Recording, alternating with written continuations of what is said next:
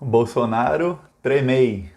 Os dois maiores pesadelos do Jair Bolsonaro vão se encontrar. Está confirmado.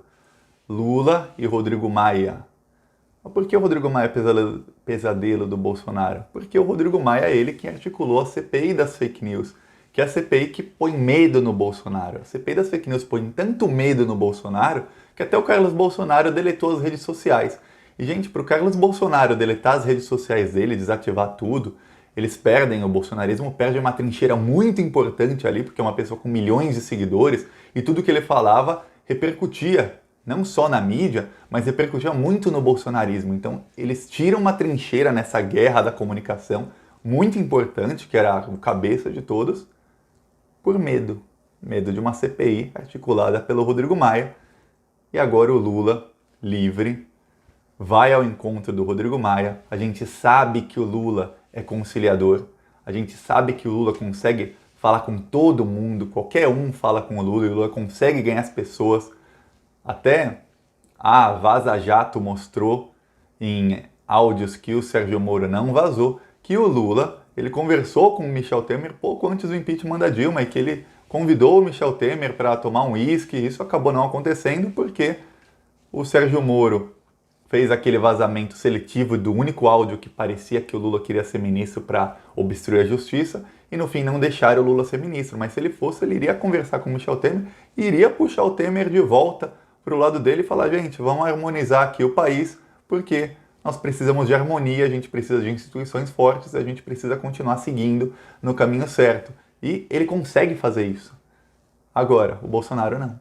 O Bolsonaro ele divide. A estratégia da extrema-direita é dividir e atacar o outro lado, achar um inimigo em comum e atacar. A estratégia do Lula é o quê?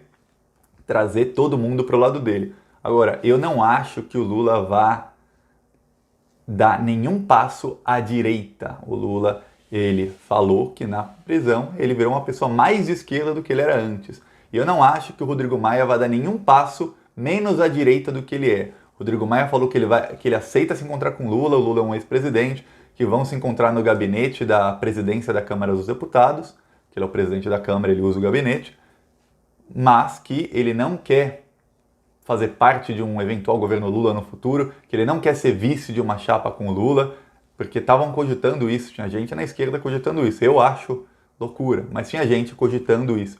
Rodrigo Maia falou, não, eu não quero ser aliado do Lula, mas se ele quer me encontrar, eu falo com ele. Veja, porque é o Lula.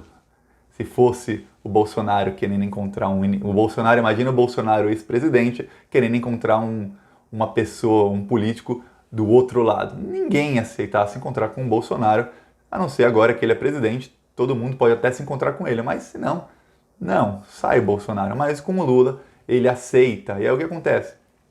Começa a analisar como o Bolsonaro está ficando cercado por todos os lados. Tem um inquérito das fake news no STF. O STF amanhã vota sobre as investigações do COAF. E mesmo que vote para paralisar as investigações mesmo e paralisem as investigações do Queiroz, talvez crie um filtro para que isso continue no futuro ou abra uma brecha para que no futuro essas investigações voltem. E de qualquer maneira, a Folha tem ainda os áudios do Queiroz e a Folha está esperando esse julgamento do STF, tudo indica, para soltar mais áudios do Queiroz. Então o Bolsonaro tem problemas.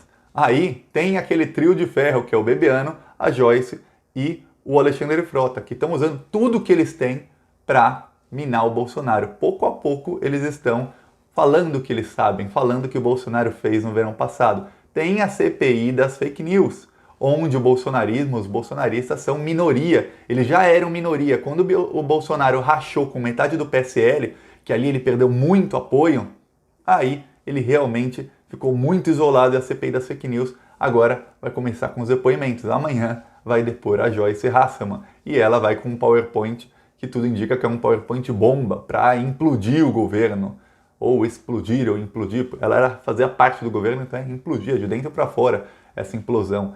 E ela está dosando o tom que ela vai falar, porque muita gente diz que ela não quer ser agressiva demais para não parecer que ela está ali por ódio. Então, mas mesmo assim, a Joyce, quem acompanha, sabe que ela, sem ser agressiva, já é muito agressiva.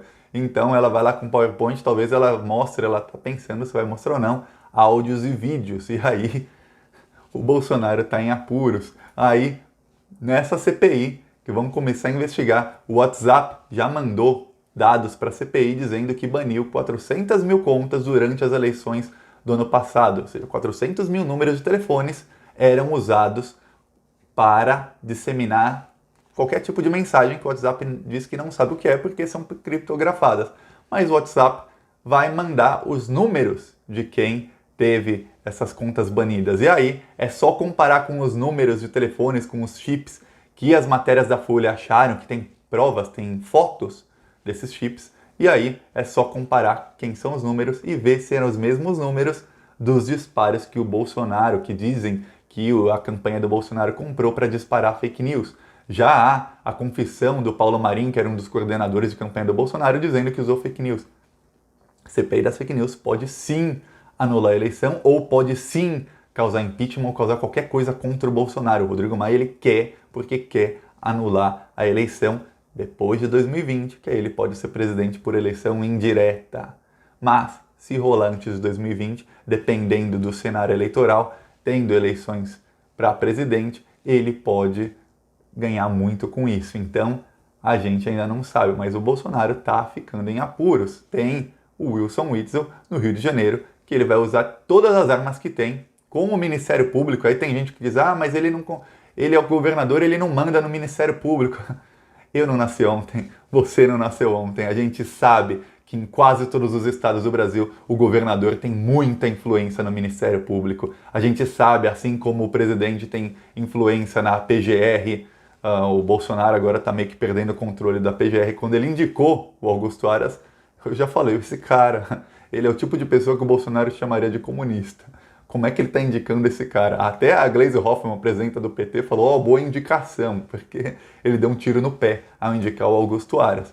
Mas, geralmente, quando era o Michel Temer, ele tinha muita influência na PGR. Fernando Henrique Cardoso tinha um engavetador-geral da República. Então a gente sabe, o Wilson Witzel tem sim muita influência no Ministério Público do Rio de Janeiro. Tanto é que eles continuaram investigando o Flávio Bolsonaro e legalmente, depois do Dias Toffoli mandar parar a investigação, eles continuaram investigando.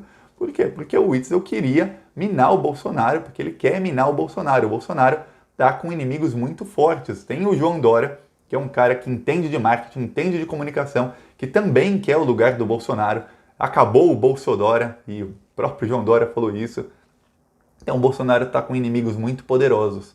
O Bolsonaro tem o poder da caneta BIC dele, e ele tem o poder de indicar cargos, de oferecer cargos para quem quer que seja, só que todo mundo sabe que a partir do momento em que o Bolsonaro está caindo, esse poder cessa, esse poder acaba, porque todo mundo começa a pensar quem vai ser o sucessor, e aí todo mundo vai começar a bajular o sucessor do Bolsonaro e não o Bolsonaro. E aí, quando o Lula está livre e o Lula vem se encontrar com o Rodrigo Maia, e aí são dois candidatos à sucessão do Bolsonaro, dois candidatos que são rivais, o Lula na esquerda e o Bolsonaro na direita, são rivais, mas quando os dois se encontram, pode dar alguma coisa aí para derrubar o Bolsonaro. É pior para o Bolsonaro, com certeza, não há dúvidas de que o Bolsonaro está tremendo. No dia em que o Lula e o Rodrigo Maia se encontrarem, alguém tem dúvidas de que a maior pauta do encontro deles vai ser Brasil e Bolsonaro.